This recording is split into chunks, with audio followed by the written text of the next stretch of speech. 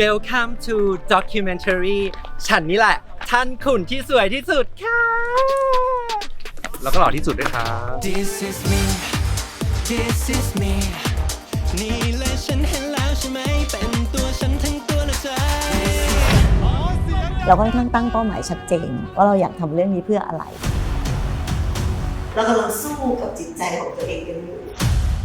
ทุกคนอยากได้บทที่ดีสักครั้งหนึ่งในชีวิตใช่ขอบทที่ดีที่สุดเลยทุกคนตั้งใจฟังโหนะมันเป็นความท้าทายอีกแบบหนึ่งที่พี่โอไม่เคยทำเลยเขาต้องใช้ความทุ่มเทความตั้งใจในการเปลี่ยนคาแรคเตอร์ของตัวเองสูงมากจริงกดดันมากหนูรู้สึกว่าหนูกดดันตัวเองมากเกินไปคนจะดังมันต้องผ่านวิบากกรรมลูกเอ้ยลดความตอแหลลูกอันนี้ลดความตอแหลอันนี้ต้องจริงจังใช่มันยิ่งแซ่บป่ะลูกคัดมึงเป็นอะไรของมึงโดยรวมแล้วพี่ต้องขอบคุณผู้จัดที่กล้าลงทุนของเหล่านี้ครับมันเป็นกำไรของคนดูโดยล้วนๆจริงๆนะผลลัพธ์จะเป็นยังไงหลังจากนี้ผมรอให้ทุกคนเป็นคนตัดสินไม่ว่าจะเพศใดก็ตามความรักสวยงามเสมอจุดเริ่มต้นของการทำซีรีส์ก็มาจากมีน้องที่อยู่ในแวดวงของซีรีส์วายน้องเขาแนะนำบอกว่ามีเรื่องหนึ่งน่าสนใจมากๆสนุกมากๆเลยอยากให้พี่แบบลองไปอ่านดูมันมีความสนุกที่เป็นแบบความฮิวเมอร์แล้วมีทั้งแง่มุมที่จริงจังแบบเป็นเรื่องการเมืองเรื่องอะไรอย่างเงี้ยด้วยมีเรื่องราวของการเรียกร้องในเรื่องของสิทธิเสรีภาพของเพศที่3ในความเท่าเทียมต่างๆอะไรเงี้ยตอนนี้เราอ่านเรื่องนี้นั่นก่อนที่จะสมรสเท่าเทียมจะประกาศด้วยซ้ำไปอะไรเงี้ยค่ะก็รู้สึกว่าเป็นเรื่องที่สนุกมากแล้วก็อยากทำซีรีส์เรื่องนี้ค่ะ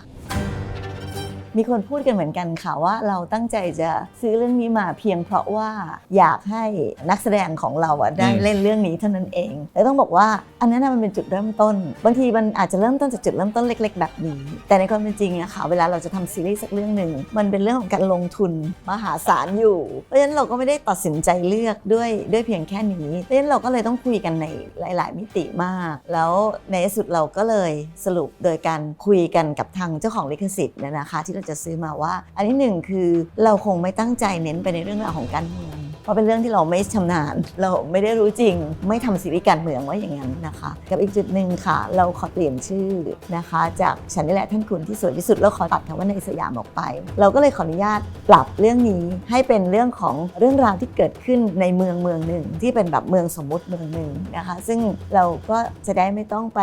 เป็นห่วงเป็นกังวลมากๆในเรื่องของการที่เป็นแบบประวัติศาสตร์อะไรแบบนั้นอะไรอย่างเงี้ยค่ะเวลาอ่านเรื่องเป็นบ้านมันต้องผ่าน3 อันนี้น้อยอย่างเรากำลังสู้กับจิตใจของตัวเองกันอยู่ทุกอย่างมันอยู่ที่ใจหมดเลยใจอย่างนั้นเลยไม่เช่นนั้นก็มีชะตากรรมไม่ต่างกันค่อนข้างทำงานหนักอยู่สำหรับเรื่องของบทนะคะแต่ว่าก็อย่างที่บอกว่าเราค่อนข้างตั้งเป้าหมายชัดเจนว่าเราอยากทำเรื่องนี้เพื่ออะไรแล้วก็เป้าหมายจริงๆของเราอยากให้อะไรอะไรอย่างเงี้ยค่ะพอมันชัดเจนปุ๊บบทก็จะดำเนินไปตามนั้นบทสนุกเรื่องราวสนุกแต่คนทำก็จะค่อนข้างเครียดเฮ้ยตัวละครจะต้องเป็นแบบนั้นแบบนี้อะไรอย่างเงี้ยครับอันนั้นคือความคาดหวังซึ่งเป็นเรื่องปกติส่วนในมุมของคนทำงานก็แน่นอนพอเสร็จปั๊บเราก็ต้องอยากทำให้ดีตั้งแต่บทคนรับต่อมาเป็นโปรดักชันก็ต้องพยายามทำให้ได้ตามบทเราพยายามทำให้งานของเราเป็นโมเดิร์นแล้วก็ร่วมสมัยมากขึ้นเพราะฉะนั้นเนี่ยเราอาจจะไม่ได้ไปยึดติดหรือว่าอ้างอิงในสิ่งที่มันต้องเป็นแบบนี้เท่านั้นอันนี้พี่ถือว่าเป็นทางเลือกใหม่แล้วก็เป็นอรรถรสอันนึงของคนดูจริงๆเราเหมือนกับเราสร้างเมืองที่เป็นแฟนตาซีขึ้นมาเมืองนึงแต่ในขณะเดียวกันนั้นเนี่ยเราก็ยังไม่ได้หมายความว่าแฟนตาซีแปลว่าอะไรก็ได้แต่เราก็ยังต้องไปแบบอ้างอิงถึงแบบความเป็นจริงบ้างอะไรบ้างแล้วเอามาผสมกันให้มันออกมาแบบกลมกลืนที่สุดทุกคนตั้งใจฟังโหนะจะพยายามกระชากออกนะเนี่ยนะแล้วไปเธอดูจะไม่ให้ฉันมีอารมณ์ได้ยังไงคะผู้จัดครั้งแรกติดต่อมาดีใจมากนะอะไรเงี้ยอุ้ยตายแล้วฉันต้องได้ทำซีรีส์วายแบบมหาลัยอยู่บนเตียงมีนัวกันตลกอย่างเงี้ยจะขอบอกว่าไม่ใช่เลยนะคะปรากฏว่าพอถึงเวลาพออ่านบทพอมาทำแล้วมันเป็นรักในสนามรบเวลาฉากจิ้นฉากฟินฉากได้กันโนเนียกันอยู่กลางป่ากินกลางดินกลางทรายจริงๆจะบอกว่า แอบถูกหลอกมาก็ได้เนาะอย่างเงี้ยพี่โอยังด่าพี่เอกับพี่ชอนมาจนถึงทุกวันนี้ต้องใช้คำว่าด่า หลอกหนู พี่ลองหนูค่ะคือพี่โอไม่เคยทำซีรีส์วายไปชวนมาพี่โอก็นึกว่าคงมาทำซีรีส์วายใสๆเห็นซีรีส์วายเขาก็ใสๆกันไง โปรดักชั่นเป็นหนังพระนเรศวรเชียวอะไร ขึ้นมาลงมาลบมุมอะไรกันแบบใหญ่โตมากเลยอะค่ะ บทที่เขียนให้กูไม่ได้เพิ่มเลยนะนี่ครับนะชะงักเพราะมันมีทหารทั้งหมดนะครับไอ้เว้นนี่กระชากไปด้วยเลยพอถึงเวลาพออ่านบทก็เต็มใจทำมันเป็นความท้าทายอีกแบบหนึ่งที่พี่โอไม่เคยทำเลยเฉพาะสถานที่ก็ยากมากแล้ว เราจะทำยังไงให้บ้านเรือนไทยแต่ละหลังมันมีคาแรคเตอร์ที่มันแตกต่างกันเราจะไม่อยู่ในกรุงเทพเลยอยู่สุพรรณบ้างอยู่เมืองการบ้างอยู่ลาดบุรีบ้างอะไรเงี้ยจนชีวิตทีมงานคือจะเป็นคนต่างจังหวัดกันไปหมดแล้วนะครับนอกเหนือจากเป็นพีเรียดแล้วเนี่ยมันยังเป็นประเทศสมมุติเราจะทำยังไงให้ประเทศสมมุติของเราอ่ะมันอยู่ตรงกลางระหว่างความเชื่อได้กับจินตนาการ ทุกคนเดี๋ยวเรามาช่วยกันจัดงานนี้ให้ปังปุริเยวาตานาเบะไอโกะกันเถอะสวัสดีครับณสุพนันท์นะครับรับบทเป็นปรินแล้วก็วรเดชครับปรินก็คือด้วยความชีเป็นคนมั่นใจในตัวเองมากอะไรเงี้ยแล้วพอแบบชีเจอสถานการณ์หลายๆอย่างที่กดดันก็เลยตัดสินใจแบบเปิดตัวเองออกมาอะไรเงี้ยแล้วก็แบบเป็นคนแบบเชิดโนสนโนแคร์แต่ว่าลึกๆแล้วจริงๆแล้วว่าชีเป็นคนมีเอมพัตตีค่อนข้างสูงแบบเห็นอกเห็นใจคนอื่นๆอะไรอย่างเงี้ยถึงแม้จะดูเชิดแต่ก็แบบเป็นคนจิตใจดีนะอะไรอย่างเงี้ย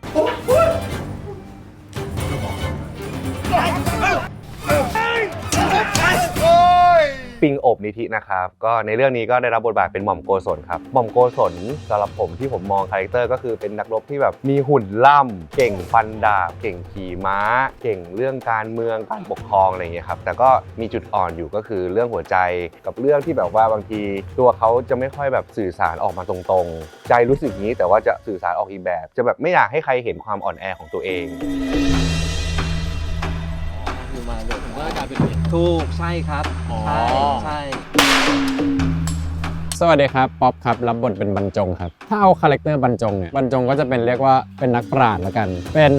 คนเขียนกลอนเป็นผู้มีความรู้เป็นคนฉลาดเป็นศัตรูหัวใจกับโกศลละกันข้าขอกำหนดให้วันนี้ของทุกปี เป็นเทศกาลลินกสิน สวัสดีครับเอตันนะครับรับบทเป็นพระชัยเชษฐ์ครับเรียกว่าเป็นตัวละครหนึ่งที่ยากมากเลยครับเพราะว่าแบบมีความสำคัญในเส้นเรื่องในหลายๆตอนมากเพราะว่าตัวชัยเชษฐ์เนี่ยเป็นกษัตริย์ซึ่งสำคัญชัยเชษฐ์เนี่ยจะเป็นตัวละครที่มีความเด็กแต่ฉลาดเรียกว่ามีรับลมคมในเยอะอะไรอย่างนี้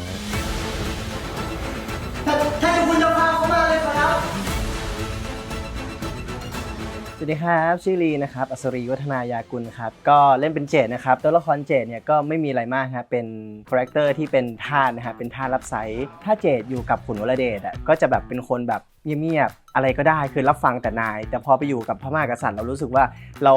ไม่คุ้นเคยกับการอยู่แบบนี้แล้วก็ต้องรอดูไปว่าเจดเนี่ยจะเป็นคนยังไงต่อไปหลังจากที่ย้ายไปอยู่ฝั่งอื่นนะฮะไม่ได้นะข้าไม่ยอมพี่โกศลรับบทเป็นปานดาวค่ะเป็นน้องสาวของพี่บรรจงก็จะเป็นเด็กสาวที่เก่งแบบสู้เหมือนผู้ชายเลยเป็นแมนลุยๆผู้ชายทำอะไรได้ปานดาวก็ทำได้ทุกอย่างตอนที่พี่ถ่ายเทรลเลอร์นะครับสิ่งหนึ่งที่พี่รู้สึกได้เลยสำหรับตัวพี่รู้สึกว่าสนุกอันดับ2ที่รับรู้เห็นชัดเจนเลยก็คือความตั้งใจของตัวนักแสดงทุกท่านทุกคนจริงๆไม่ว่าจะเป็นนัทจะเป็นปิงเอตันใดๆทุกคนมันเห็นภาพคาแรคเตอร์มันเห็นการเล่าเรื่องอย่างชัดเจนได้ในระดับหนึ่งเลยทีเนี้ยถ้ามันไม่เกิดจากความตั้งใจของนักแสดงความสนุกพลังเหล่านั้นมันจะไม่ออกมาขอเสียงดังๆต้อนรับนะครับท่านนี่แหละท่านคุณที่สวยที่สุดตอนที่ปล่อยไพลอตออกไปอย่างเงี้ยครับก็มีกระแสที่แบบเป็นทั้งบวกแล้วก็ลบเราก็ต้องยอมรับในสิ่งนั้นนะครับแล้วพอทางบริษัทเนี่ยวางแคสเป็นพี่ปิงเข้าไปตัวขาวๆรูปร่างค่อนข้างบางแต่ว่าโกศลในเว็บตูนนี่โอ้โหตัวแบบร่ำผิวพรรณอะไรอย่างเงี้ยครับค่อนข้างจะแบบว่าเ เข้มมันก็เลยเกิดกระแสตีกลับมาในเชิงลบ คือจริงๆแล้วอ่ะตอนที่เราทำไพลอตตอนนั้น 3-4 เรื่องพร้อมๆกันนั้นความตั้งใจของเราจริงๆเราในแง่ธุรกิจเราต้องเอาไพลอตนี้ค่ะให้กับทางฝ่ายขายไปให้ลูกค้าดูเพื่อให้ลูกค้าเข้าใจว่าอ๋อเรากำลังจะทำอะไรประมาณนี้พอหลังจากที่มีกระแสฟีดแบ็กเข้ามาถ้าในมุมของแฟนคลับก็แน่นอนแหละต้องเป็นบวกอยู่แล้วแต่ถ้าเป็นคนที่เป็นแฟนคลับของการอ่านเขาก็อาจจะรู้สึกว่าไม่ตรงใจเขาไม่ใช่หรือไม่ถูกใจซึ่งพวกเราอะค่ะเป็นพวกที่เคารพในส่วนในจุดนี้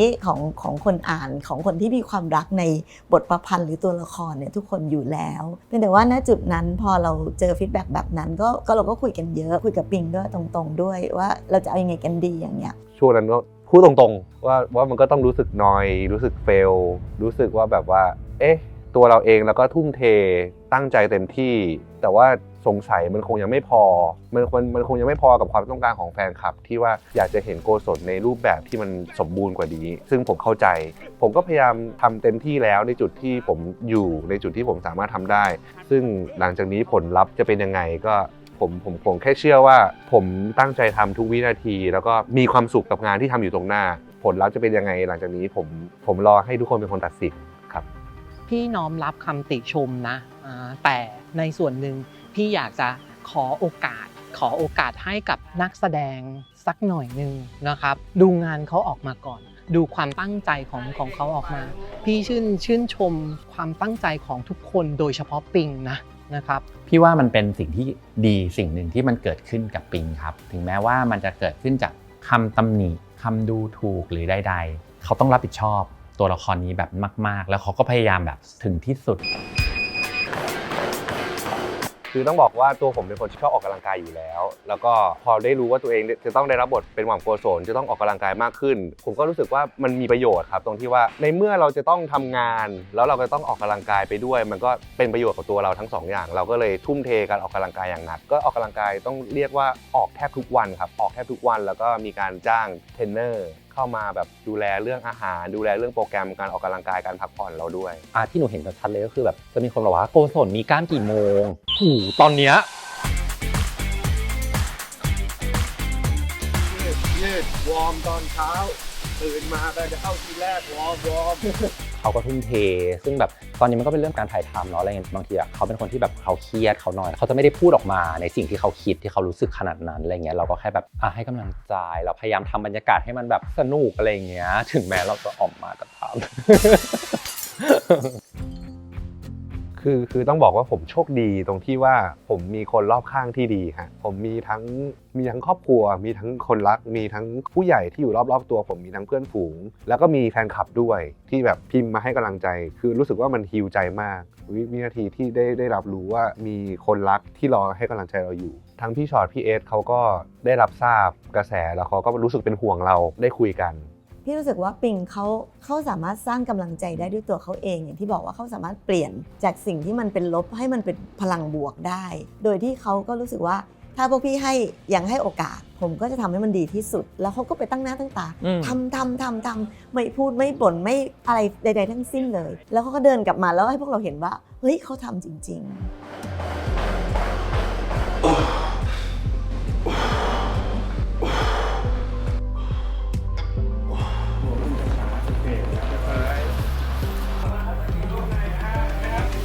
ปล่อยไหลเขาทำงานต่อเนื่องปล่อยไหลดีทิศทางที่ดีท่านี้โป๊ะคีบต้องยก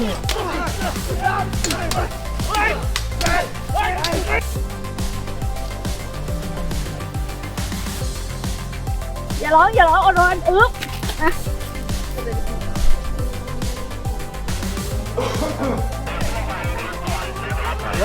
ใช่อย่าให้กูเห็นว่ามึงเป็นสิ่งสนามซ้อมเพราะพี่ปิงเป็นลูกหลักพี่โอ๋มากพี่โอ๋เขาจะค่อนข้างแบบสตริกพูดไงดีอ่ะตาละพูดจริงๆก็คือพี่ปิงก็จะโดนพี่โอ๋บ่อย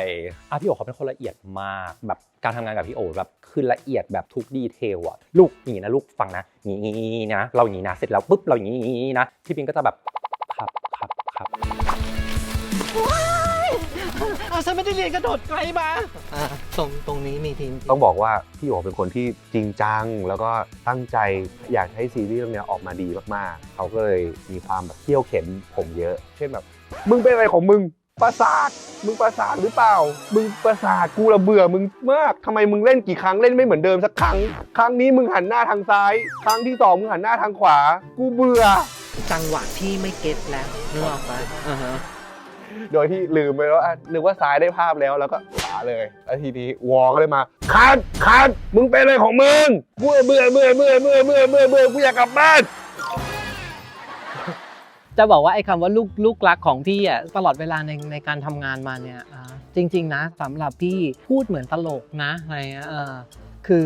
คนไหนรักมากอ่ะจะโดนบ่นเยอะจะโดนด่าเยอะถ้าไม่รักจะไม่มองนะครับเริ่มเลยค่ะปรบมือสิครับปรบมือค่ะพร้อมที่จะร่วมมือไปกับพวกเราไหมพร้อมค่ะเลิกจริงๆแล้วในชีวิตของนักแสดงอะทุกๆคนอยากได้บทที่ดีที่ทำให้เราเกิด passion ในการทำงานสักครั้งหนึ่งในชีวิตใช่ขอบทที่ดีที่สุดอะไรอย่างเงี้ยเราจะรู้แหละครับว่า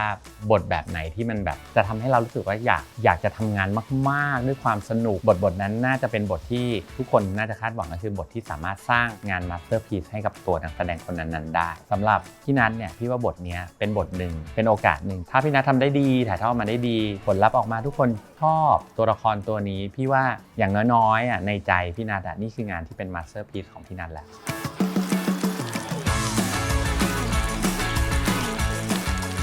ยังไงอะคุณแม่อดทนตัวกว่าจะแลนโอ้มาจิกลาเทพแล้วข้าจะเป็นคนแปลให้พวกท่านทุกคนได้รับทราบมาเลยจ้ามาเลยไม่เคยคิดว่าเป็นกระเทยมันจะต้องเหนื่อยขนาดนี้อย่างแรกเลยตอนที่ทำกันบ้านก็คือความเหมือนระหว่างหนูกับวรเดชก่อนคือหนูกับวรเดชจะเหมือนสมัยตอนเราเรียนมัธยมเราก็จะโดนแบบกดขี่มากๆอะไรอย่างเงี้ยวรเดชก็คือโดนพ่อกดขี่ถ้าถามหนูเอาจริงๆแล้วเป็นคนแบบคือเป็นคนอดทนแต่ไม่ได้แบบแข็งแกร่งหนูรู้สึกว่าการเป็น2คาแรคเตอร์เป็นอะไรที่ยากอยู่แล้วเราต้องสลับไปสลับมาให้ได้ในช่วงเวลานั้นๆที่นี่มันคือที่ไหนเธอบอกฉันหน่อยสิความปรารถนาของข้า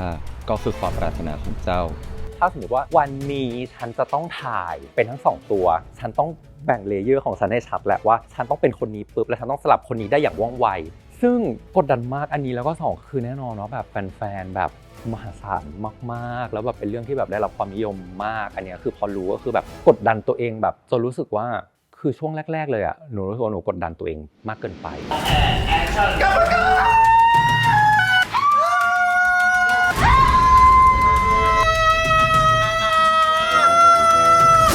น้องไม่เป็นไรเรื่องหมดแล้วเป็นคน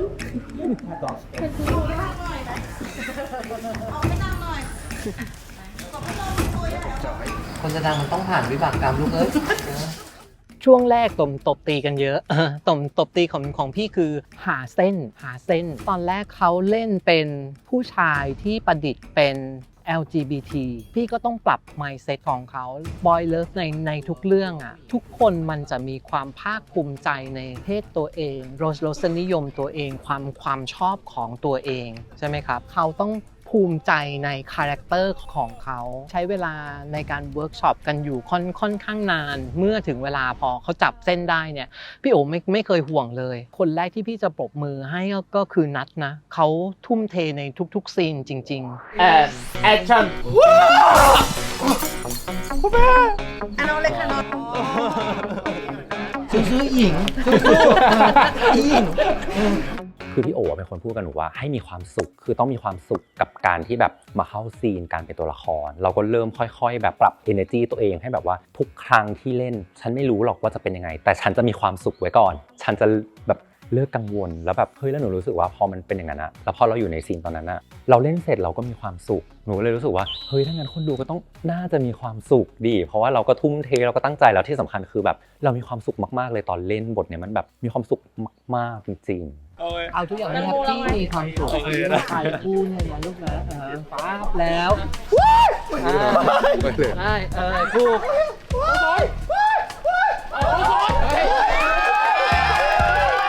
เขาเป็นคนที่รับบทในซีนหนักๆซีนยากๆในทุกซีน แล้วเขาก็จะมีแอบช่วยนะอะไรเงี้ยสับแสงใดๆที่เขาป้าตอนนี้เขาฮิตนะคุณแม่เอาอันนี้ไหมเอานั้นไหมอะไรเงี้ยเพราะฉะนั้นคือกับนัดเนี่ยพี่บอกได้เลยว่าสบายใจที่สุดสำหรับคนนี้แอคชั่นแล้วก็เปลี่ยนมือจับไม้สมมติเราปล่อยลงครับบัดลงพื้นน้องยืนดีมาก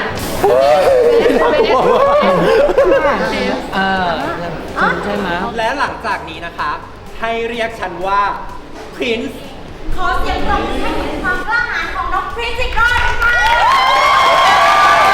หนูจะลองเป็นปินในชีวิตประจำวันก่อนเลยหนูต้องลงไปเป็นให้ได้เพื่อที่หนูจะรู้ว่าแบบแย่คนนี้จริงๆแล้วเขาเป็นยังไงฉันจะต้องลองเป็นเธอก่อนเขาเบรกหนูเหมือนกันนะวันนั้นเขาก็บอกลดความตอแหลลูกอันเนี้ยลดความตอแหลอันนี้ต้องจริงจัง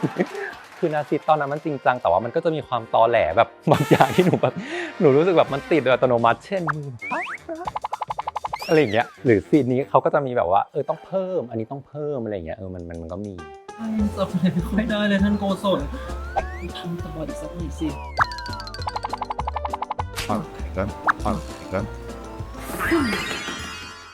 น่ารักว่ะเวลาเขาแบบเล่นอะไรแบบวู้เวลาผมเข้าฉากกับเขาผมจะเห็นเลยปากเขาจะสบายแล้วเฮ้ยแล้วอยู่ต้องบอกว่าไงเดียมันน่ารักนะครับ อย่าโกรธผมนะอย่าโกรธผมนะเดี๋ยวทำอะไรอ่ะกั้นขำไหมเอาจริงเพราะว่าตัวบทมันเป็นคอมเมดี้แล้วแบบป๊อกกับพี่นัทสนิทกันมากๆอยู่แล้วแล้วพอบางซีนที่มันเป็นฟีลแบบต้องจีบ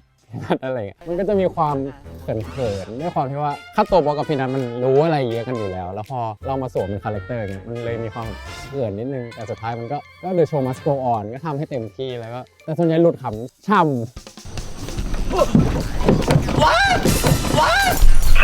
ตกใจจริงอะไรนะไม่รู้เมื่อกี้ภาพในหัวคือหนูลงไปอยู่ในน้ำแล้วอะ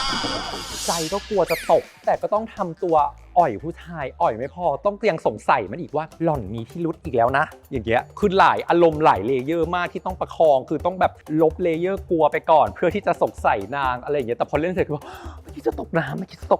ย่างเงี้ยใช้พัดลมเล็กๆก็ดีแล้วแต่ค่าร้อนก็ร้อนร้อนสุดเลยเวลาเข้าซีนกับพี่นัทนะคือจะเป็นซีนที่แบบตลกตลอดจริงๆมันมีตลกกว่านี้แหละแต่พูดไม่ได้ การเข้ากับขุนวรเดชเนี่ยมันต้องมีอะไรที่มันคลิกกันอย่างหนึ่งแล้วก็เรารู้สึกว่าพี่นัทมีความคลิกจนว่าแกเป็นคนalertแล้วก็ชอบคุยแล้วก็ละลายพฤติกรรมด้วยการคุยอะไรสนุกมากขึ้นทำให้การเล่นหรือว่าต่อซีนด้วยกันเนี่ยมีความง่ายมากขึ้นแต่ข้าก็ยังไม่ไว้ใจเขาอีกจบท่านแล้วสดชื่นบรรจงเนี่ยพี่แฮปปี้กับเขาหมดทุกมุมเลยเขาเป็นตัวละครที่เหมาะที่สุดกับซีรีส์เรื่องนี้แคสติ้งมาแบบใช่ที่สุดมีปาริเฟอร์โป้ใช่ครับเนี่ยมันไม่ใช่เวลาที่มาหาตัวคนผิดสิ่งที่มึงควรจะรู้แต่มึงทำหน้าซื่อตาโง่เด็กยิ่งโมโหยิ่งโกรธมึงบอกไหมลูกโดนดุไหมพูดเลยว่าฉ่ำมันมีอยู่แล้วแหละครับทุกคนมันก็จะมีแบบอย่างนั้นนิดอย่างนั้นหน่อยอะไรอย่างเงี้ยไปแต่อยู่ที่ว่าโดนเรื่องอะไรของผมอ่ะก็ยังมีโดนเรื่องแบบอาจจะยังพูดไม่ชัดเจนอะไรอย่างเงี้ยด้วยคาแรคเตอร์เรามันต้องแบบตัวผมแล้วกันตัวผมไม่ได้ใช้แล้วนะยุคปัจจุบันพอเป็นบทอย่างเงี้ยเราก็ต้องมาทำความเข้าใจว่าคำนี้คืออะไรวะแบบเสิร์ช Google ดูเกือบทุกคำว่ามันแปลว่าอะไรมันเลยรู้สึกว่ามันชาเลนจ์ทุกอย่างกับสิ่งที่เราเจออะไรใหม่ๆสำหรับท่านขุนอย่างเงี้ยได้ทันครับประเดี๋ยวครับแตกใหม่อย่างแรกต้องพูดก่อนว่าเป็นเรื่องแรกที่แต่งตัวแค่ชุดเดียวคือชุดนี้จงกระเบนย่ามติดตัวเวลาออกไปข้างนอกแค่นั้นเองอย่างที่2คือการพูดภาษาอีสานเราก็ฝึกทุกวันนะเราพยายามฟังเพลงดูหนังอีสานแล้วก็ฝึกพูดกับเพื่อนบ่อยๆอะไรเงี้ยมันก็ทำให้เรารู้สึกว่าเราชินกับการพูดอีสานเวลาอยู่ในกองอะไรเงี้ยเราก็ถามทีมงานทีมช่างไฟทีมพร็อพทีมแต่งตัวก็มีแม่คนอีสานอยู่ใช่ไหมฮะแล้วก็ไปถามว่าแม่ประโยคแบบนี้พูดแบบนี้ถูกเปล่าอะไรเงี้ยซึ่งในชีวิตปัจจุบันเนี่ยเราก็มีความแบบติดเนิร์ดแล้วก็หลุดอีสานบ้างได้ขอรับอันไว้ก่อนขอรับ อย่าเพิ่งออกมาครับอยากจังสั้นสวัสดีอายข่อยซื่อเจดเป็นบ่าวของผลวรเดชและอะไรวะก็นั่นแหละเราก็พยายามให้ได้มากที่สุดก็อยากให้ซีรีส์ดำเนินไปด้วย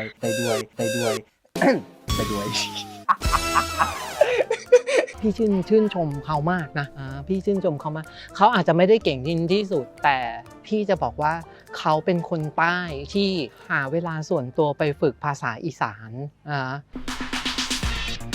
เจดพี่เจ้าเป็นคนหรือผีน่ะ ชัยเชษฐ์ถ้าในบทประพันธ์จะเป็นเด็กกว่านี้ สิ่งที่ทำให้เราปรับบทให้โตขึ้น เพราะว่าเรานึกไปถึงบทนี้มากกว่าตัวชัยเชษฐ์ที่เป็นเด็กๆที่อยู่ในบทประพันธ์ด้วยความที่เราตั้งใจ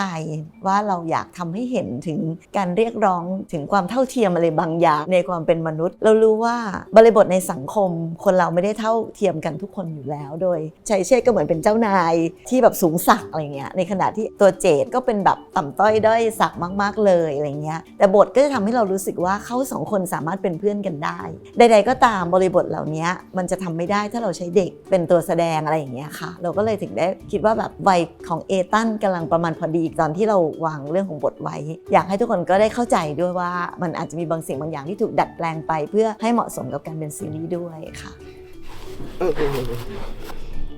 เพื่อนกันไงขึ้นมาเข้าซีนกับพี่ลีเยอะแล้วจะได้แบบเหมือนต้องสื่ออารมณ์หากันบ่อยต้องแบบมานั่งคุยกันต้องนั่งต่อบทกันบ่อยซึ่งแบบมันจะมีอย่างหนึ่งที่ประทับใจในตัวพี่ลีคือเวลาผมหรือว่าแบบเริ่มแบบโอ้ยตื่นเต้นสมาธิไม่มีพี่ลีจะแบบเดินมาแล้วก็แตะเขาเรียกแขนหนึ่งทีตื่นเลยรู้เรื่องโอเคถ้าพี่ลีทำงี้คือพอยิ่งทำมันก็จะเป็นความเคยชินก็เลยจะชอบแบบดีนะพี่ลีทำแบบนี้บ่อยๆไม่ต้องฮึบไว้เล่นต่อ and action ไม่ต้อง นี่ไงรองเท้ามันลื่นไม่เป็นไรลูกนั่งก่อน นั่งเฉยๆก่อนอารมณ์นะโอ้ยจะร้องไห้ไม่เป็นไรลูกเลยจะร้องไห้เอตันเป็นลูกรักอีกคนหนึ่งที่ถึงจะเริ่มเข้าวัยเป็นหนุ่มแล้วนะอะไรเงี้ยแต่เขามีความเป็นเบบีมีความเป็นลูกคนสุดท้องสูงมากต้องคอยประคบประหงมเขาต้องคอยดูแลเขาเยอะมากก็เลยรีบไปฆ่ากลับใช่ไหมล่ะไม่ใช่แต่เป็นเพราะข้ารำคาญเจ้าข้าไม่ชอบให้เจ้ามาเกาะแกะพี่ค่ะเอ้ยทำไมพูดเยอะจังโอ้โหรู้สึกว่าหนักไม่เคยเจอโลที่แบบหนักขนาดนี้แล้วแบบยิ่งเข้าป่าก็เจอแบบยุงอย่างเช่นตอนดึกกัดถึงหน้าหนูเลยยุงกัดทั้งตัวไม่ว่าจะใส่แขนยาวแล้วมันก็ทะลุเข้าไปเลยคือโหดยุงกองนี้โหดมากนักแสดงที่ต้องใช้ความอดทนสูงที่อยู่ในซีรีส์เรื่องนี้เพราะจะไม่มีใครสนใจเพราะชีเป็นชนีค่ะอย่างนี้ต้องดูแลตัวเองพี่ก็ต้องดูแลเด็กผู้ชายถูกไหมใช่ไหมแต่ว่าเขาอยู่ได้และทำออกมาได้ดีด้วยแปลกใหม่ทุกอย่างเพราะว่าแล้วคือซีนตอนที่เรากำลังเดินทางไปทำภารกิจอันหนึ่งแล้วกันซีนนั้นเรียกว่าทุกคนทิ้งความแบบเนี๊ยบออกไปหมดเลยเหลือแค่ความก็ใช้ความว่าสนุกกับเอนจอยกับซีนนั้นไปเลยคือเซตมันจะเป็นเรือจริงๆเลยที่เรือพร้อมจะคว่ำตลอดเวลาแล้วก็มีทั้งเขาเรียกว่ารถน้ำมีทั้งพัดลมตัวที่แบบเขาพร้อมจะปล่อยแบบอะไรอย่างเงี้ยเขาเอาเนี่ยใส่พวกผมand action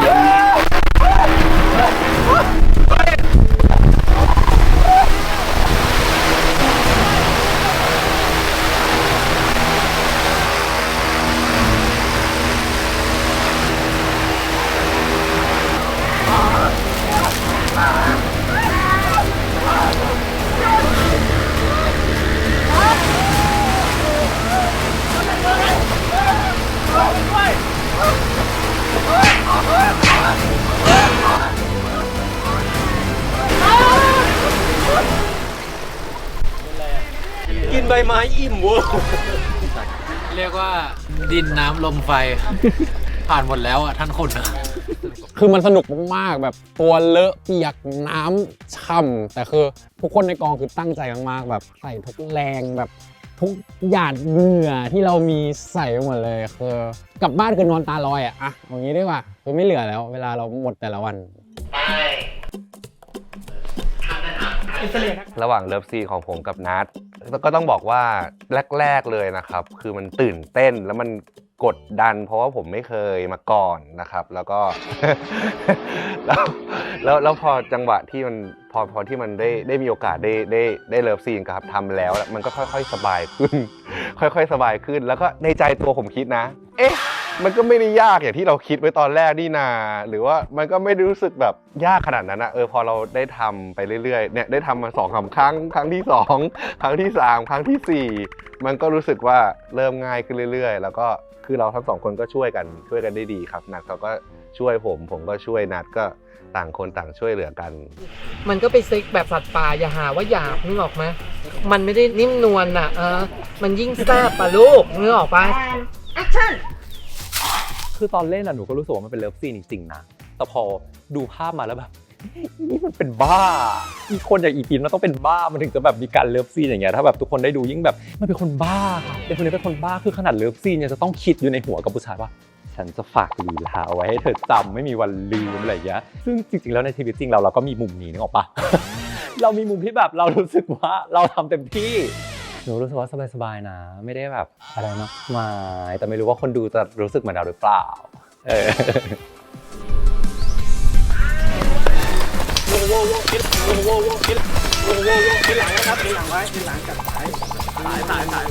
เกือบไงล่ะนี่คือพี่นัทเองเขาก็เป็นคนเก่งแล้วเขาก็เป็นคนที่แบบว่าพี่ปิ้งนะเดี๋ยวฉันจะช่วยนะเดี๋ยวฉันจะสอนเดี๋ยวฉันจะช่วยอยากจะให้ไปด้วยกันอยากจับมือไปด้วยกันก็รู้สึกว่าผมได้พัฒนาตัวเองจากการได้ทำงานกับเขาแล้วก็รู้สึกว่าอยากเก่งขึ้นไปพร้อมๆกับเขาครับ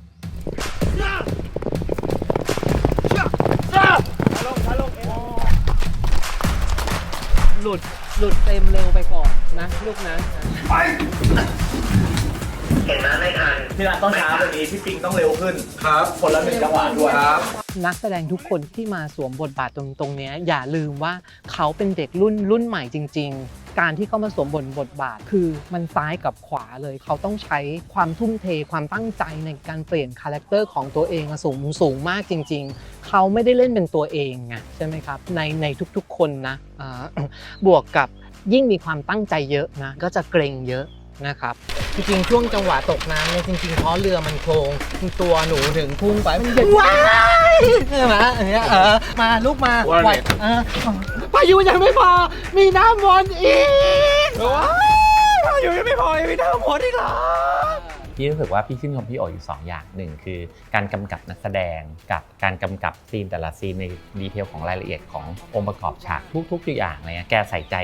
มากๆครับแล้วก็ในเชิงของการโค้ดแอคติ้งเนี่ยจะละเอียดยิบเลยว่าก่อนหน้านี้ตัวละครนี้เกิดเรื่องราวอะไรขึ้นเพื่อจะต่อยอดไปถึงซีนต่อๆไปเพราะว่าในการถ่ายทำละครเนี่ยมันถ่ายข้ามไปข้ามมาซึ่งสิ่งเหล่านี้ครับเป็นสิ่งที่เราจะต้องการผู้กำกับแบบนี้มากๆที่จะมาช่วยเราส่วนในอีกส่วนหนึ่งที่ชื่นชมพี่โอ๋มากๆเลยก็คือพี่โอ๋เป็นผู้กำกับที่ทำการบ้านหนักมากและแกจะมีพี่นั่งอยู่หลังมอนิเตอร์เห็นการทำงานของพี่โอ๋เนี่ยเราจะรู้เลยว่าแกมีภาพทุกอย่างแล้วว่าแกต้องการอะไรแกถึงสามารถกำกับบอกทีมงานและบอกนักแสดงได้รวมไปถึงบอกตากล้องว่าขนาดภาพนี้ต้องการอะไรในขณะเดียวกันมันช่วยประหยัดเรื่องของเวลา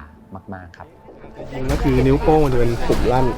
นิ้วชี้เราหลอกมันทำเป็นปึ๊กเหมือนนิ้วโป้งทุกคน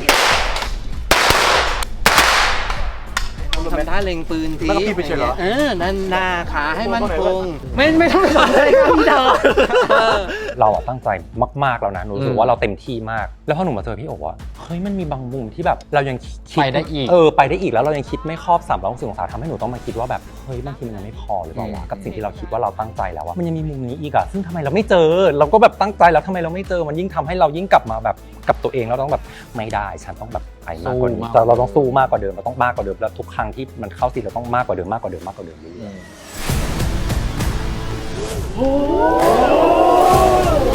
องค์เทพเนี่ยท่านบอกว่าเราทุกคนต้องลุกขึ้นสู้กับผู้มีอำนาจใครเห็นด้วยกับข้าและอยากจะไปสู้ร่วมกันกับข้าขอเสียงหน่อย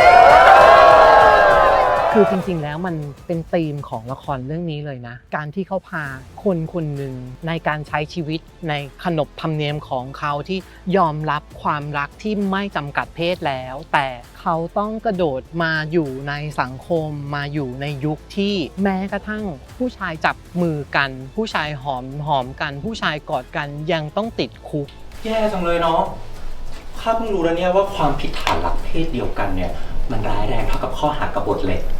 เรากำลังจะพูดถึงความรักที่เป็นอิสระเรากำลังจะบอกว่าสุดท้ายแล้วความรักมันเป็นเรื่องของระบบความคิดมันเป็นเรื่องของรสนิยมของคนคนหนึ่งไม่มีถูกไม่มีผิดแต่สุดท้ายไม่ว่าจะเพศใดก็ตามความรักสวยงามเสมอไม่ว่ายุคสมัยไหนก็ตามแม้กระทั่งการย้อนอดีตของเราตัวละครของเรายังไปทำให้ทุกๆคนในยุคนั้นนะยอมรับได้ว่าความรักของคนเพศเดียวกันยังสวยงามเรารับฟังค่ะรับได้จะได้รู้ว่างานที่เราทำออกไปนั้นเนี่ยถูกใจไม่ถูกใจอันเนี้ยเรื่องฟีดแบ็กเป็นเรื่องที่คนทำงานทุกคนแบบตั้งใจอยากได้รับอยู่แล้วนะคะเพียงแต่ว่าอย่าให้มันรุนแรงเกินเลยจนทำร้ายหัวใจของคนที่เขาตั้งใจทำงานคือสำหรับอย่างพวกพี่ไม่เป็นอะไรหรอกเพราะว่าแก่แล้วนะได้ทุกอย่างอยู่แล้วแต่ว่าสงสารน้องๆหรือเด็กๆอะค่ะนักแสดงอะไรที่บางทีเขาทุ่มเทเหลือเกินเขาเหนื่อยเหลือเกินเขาตั้งใจทำงานเหลือเกินแต่ต้องมาถูกด่าว่าเพียงเพราะว่าความชอบหรือไม่ชอบเท่านั้นเองแล้วถ้าเกิดเราทำใจร่มๆนะคะทำใจแบบสบายๆไม่ต้องไปแบกอะไรให้มันหนักว่าอะไรมันต้องเป็นอย่างนั้นอย่างนี้ตามใจเราเสมอไปเราก็อาจจะพบว่าก็เป็นซีรีส์ที่สนุกสนานเรื่องนึงในแบบที่เราอยากทำเท่านั้นเองแต่บทประพันธ์อันสวยงามของคุณก็ยังคงอยู่ตรงนั้นนะคะในที่ที่คุณวางไว้ตรงนั้นค่ะ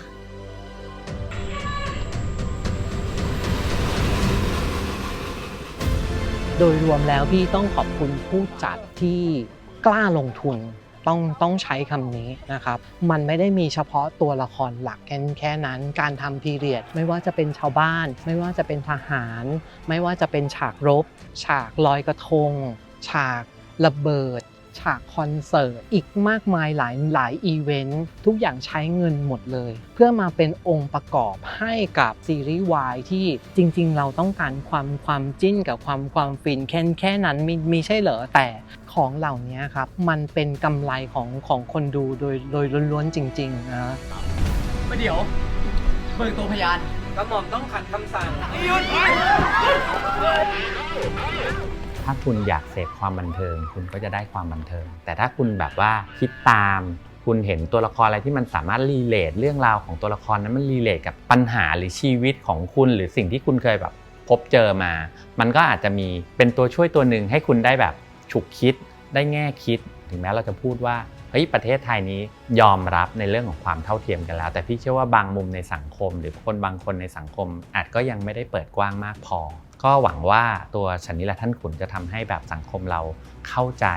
แล้วก็เปิดรับเปิดกว้างมากขึ้นคือเรามีความสุขฝ่ายใดฝ่ายหนึ่งไม่ได้เนาะเช่นคนทำงานแฮปปี้เลยค่ะมีความสุขแต่คนดูเราไม่มีความสุขเลยมันก็ไม่ได้ใช่ไหมมันก็ต้องมีความสุขร่วมกันมันถึงจะเรียกว่าเป็นการประสบความสำเร็จนะคะเพราะฉะนั้นถามว่าคาดหวังอะไรก็คาดหวังว่ามันจะสำเร็จความสำเร็จคืออะไรความสำเร็จคือทุกฝ่ายมีความสุขร่วมกันกับซีรีส์เรื่องนี้ค่ะดูเถอะ please อย่างเงี้ยคุณจะได้เห็นของดีๆคุณจะได้เห็นความสนุกคุณจะได้เห็นความโรแมนติกคุณจะได้เห็นความรักของคนที่ไม่จำกัดเพศที่แตกต่างจากซีรีส์วายปกติฉันนี่แหละท่านขุนที่สวยที่สุดนะคะย้ำว่าเราดัดแปลงมานะคะจากฉันนี่แหละท่านขุนที่สวยที่สุดในสยามจะเป็นซีรีส์ที่เน้นเรื่องของความบันเทิงนะคะความสนุกสนานแอบมีสาระแทรกบ้างนะคะไม่เน้นเรื่องการเมืองแล้วก็ไม่เน้นเรื่องประวัติศาสตร์นะคะอยากให้ทุกคนเปิดใจกว้างๆแล้วก็มีความสุขแล้วก็สนุกกับซีรีส์ของเราค่ะ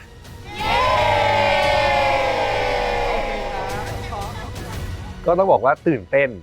เพราะว่าอดทนรอมาตลอดแล้วผมก็เชื่อว่าหลายๆคนก็อยากจะเห็นที่มันสำเร็จแล้วของฉันนี่แหละท่านขุนที่สวยที่สุดซึ่งพวกเราเองก็เหมือนกันทั้งภาพทั้งเสียงสีมันสวยมากๆครับอยากจะให้ทุกคนรอรับชมทุกคนเนี่ยตั้งใจแล้วก็เต็มที่กันมากๆนะครับอยากให้ทุกคนเปิดใจจริงๆนะครับแล้วก็มีอะไรก็ติชมเพื่อปรับปรุงแล้วก็ไปพัฒนาต่อกันได้นะครับอยากให้ทุกคนสนุกไปกับเรื่องนี้จริงๆครับฝากด้วยนะครับ